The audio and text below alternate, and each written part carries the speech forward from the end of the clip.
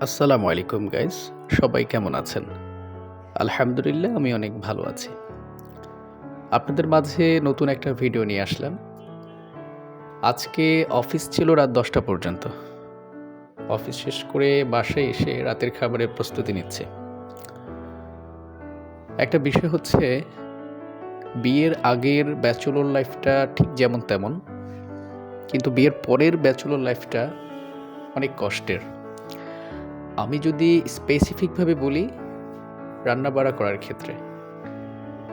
কারণটা হচ্ছে অফিস শেষ করে এসে রান্না করে খাবার খাওয়া, এরপর এগুলো আবার পরিষ্কার করা, কাজটা ভীষণ কঠিন। তো যাই হোক আমি এই সিচুয়েশনটার সাথে বেশ পরিচিত। একটা মাসের বেশ কিছুটা সময় আমাকে একা, একা রান্না করেই খেতে হয়। তো কথা বলার মাঝে আমার খাবারগুলো নিয়ে আমি বসে পড়লাম খাওয়ার জন্য এখন। আজকের ভিডিওটা করার উদ্দেশ্যই ছিল এই কথাগুলো বলার। তো সবাই ভালো থাকবেন, আমাদের ভিডিওগুলো দেখবেন। আল্লাহ হাফেজ।